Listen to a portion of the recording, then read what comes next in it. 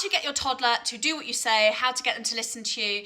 You feel like you're telling them to do this, they're ignoring it. My name is Ruth, I'm a health visitor in England. Let's get into this. First things first, I'm very, very passionate about supporting parents with handling naughty behaviour or difficult behaviour or behaviour that we don't want to see. My guide, it's £5, links in my bio. You can read the reviews for yourself. It helps with scripts on handling hitting, pushing, biting, snatching, throwing, exactly what to do in those moments, what to say, some short, sharp, succinct things to say, and what will change children's behaviour. Now, I want to give you some examples here of consequences.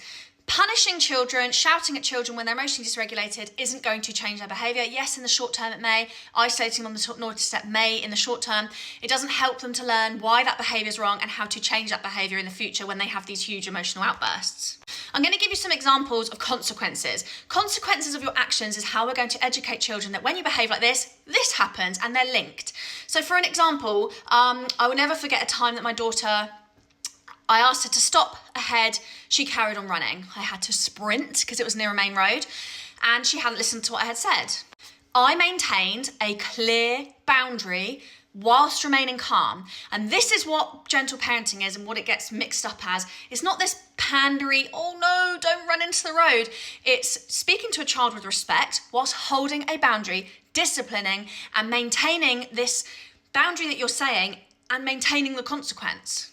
She ran off, she got strapped in the pram. She hated going in the pram. The rest of the way home, she screamed, and I still remember this moment. She screamed and screamed and screamed because she wanted to get back off and out the pram. And no, she couldn't. She couldn't keep herself safe. And this is also another thing, guys. You are the parent. We need to be keeping our children safe. That was a genuine risk. She could have ran into the road there. So therefore, I cannot trust that you're not going to do it again. For the rest of the day, you will stay in the pram. And for the next couple of days, she stayed in the pram. And I kept reminding her, you ran into the road, Bubs. You didn't listen to me or ran beyond wherever. Keeping it short and simple.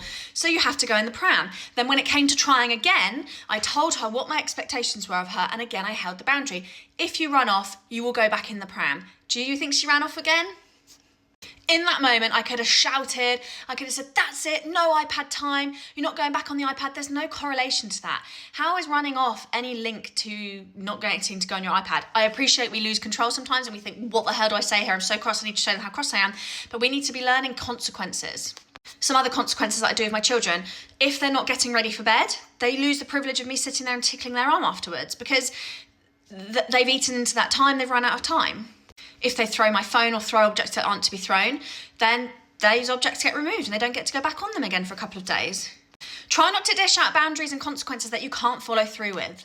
I don't want to be taking their Kindles and iPads away because that won't benefit me and has no connection. If you have any questions, please put them below, but please have a look at my behaviour guide.